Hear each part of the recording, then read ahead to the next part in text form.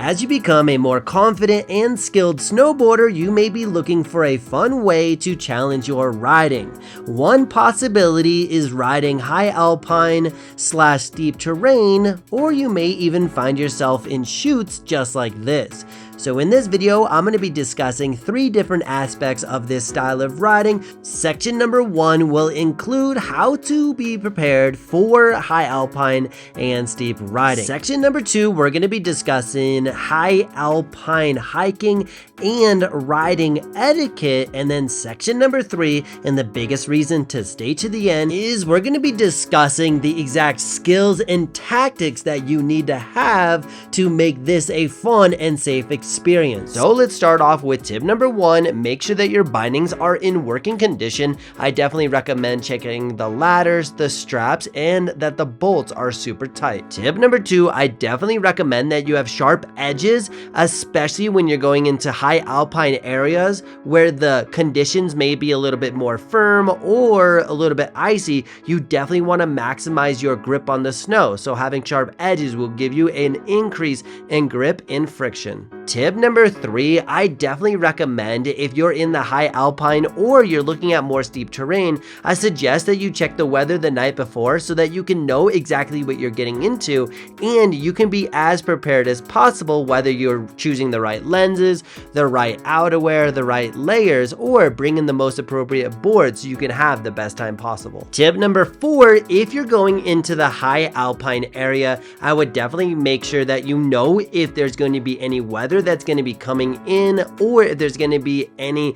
low visibility. This is going to allow you to choose the most appropriate time to ride, or if you're choosing to go late and you know a storm's coming in, at least you're aware of it. You may be wondering, how the heck did I get these awesome shots of me going down the chutes without a filmer? Well, I'm using the Insta360 X3 and this camera shoots 360 degrees in 5.7K. So you're definitely going to get some awesome shots, especially when you have those situations, whether you're going through the trees or riding steep terrain, where you really can't afford to have a filmer because it might be a little bit too sketchy. And when you use the link in my bio, you actually get this invisible selfie stick, and that has to be one of my favorite parts of this camera, is that it will automatically remove the pole from the shot so that you can get uninterrupted angles. Literally one of my favorite things about this camera. The second big thing is when I'm not actually filming, I'll unscrew this thing, take this, put it in a nice little pouch, put it in my pocket, and then this thing folds up super small, put it in another pocket,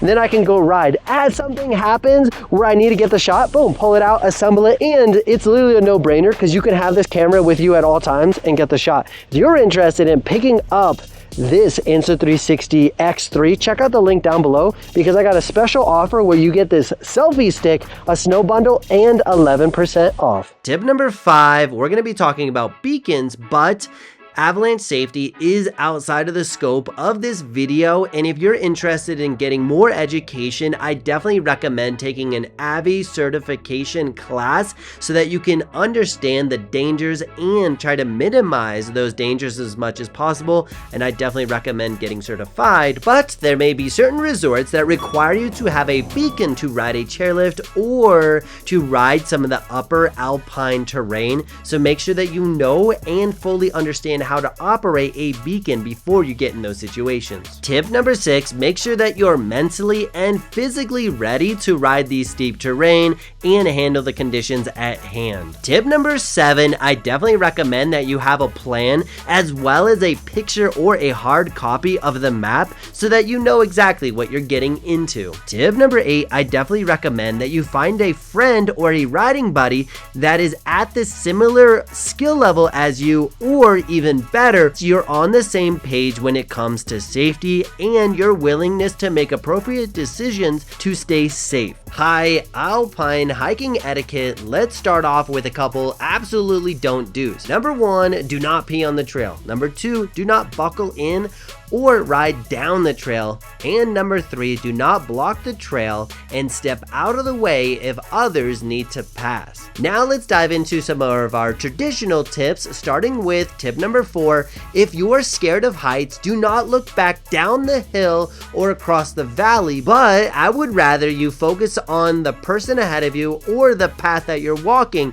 and just focus on looking uphill. Tip number 5, you may be in a situation where your snowboard is actually required to be attached to a backpack and the backpack be secured to your body. If this is the situation, I definitely recommend that you have a backpack that has a chest strap and a hip strap, just making the distribution of load a lot easier, and it's going to make it a way better hiking experience. Tip number 6, if this is the first time you've ever been on a boot pack trail, I definitely recommend that you're kicking your foot all the way into the boot pack. This is going to give you as much grip as possible, plus is actually going to make a steady platform and a better experience for the person behind you. If you are taking shallow steps, you do risk the chance of actually slipping as well as ruining the boot path, so definitely take full and intentional steps. Tip number 7, look for Vibram soles if you're looking for the maximum amount of grip or if you're going to be hiking a lot. If you're using more of a traditional foam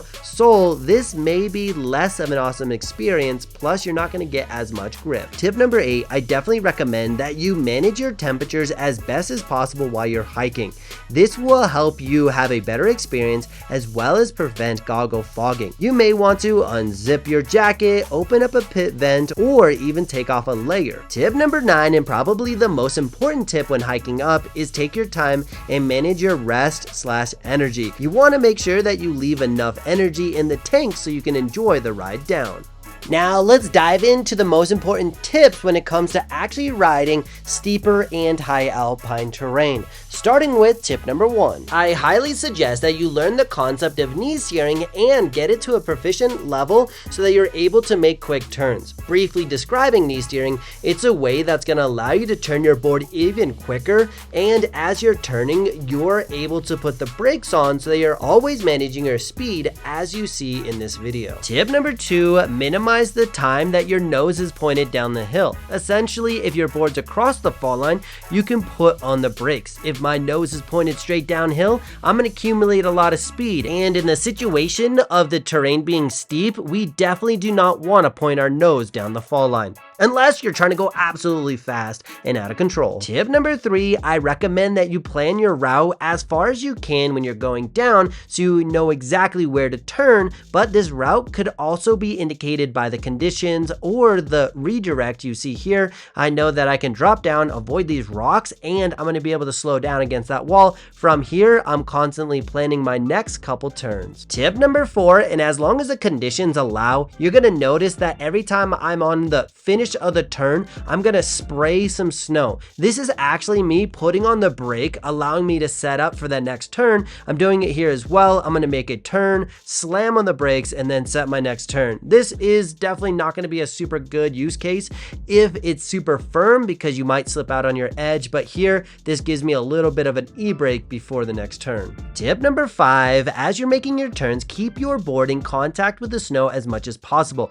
As you see here, a couple times I'll make a hillside turn and chatter. This gives me less control. One way to combat the chatter is keeping your knees bent so that you can absorb the terrain, as well as do not get a super high edge angle. Tip number 6, don't be afraid to take your time. You're gonna notice here that I'm very smooth with my turns, but I'm constantly putting on the brakes, processing what's ahead of me so that I have time to put myself in the right body position, allowing myself to look around and navigate the mountain, but I'm doing this in a way that is very controllable, and anytime I get out of control, I'm just gonna try to slam on the brakes and stay on my feet as much as possible. Tip number 7, if fear is absolutely taking over your life when it comes to high alpine riding, 2 big things that you can do. 1, try to find a nice controlled environment such as a groomed run, get out there early and really focus on closing those turns and doing everything in this latter portion of the video.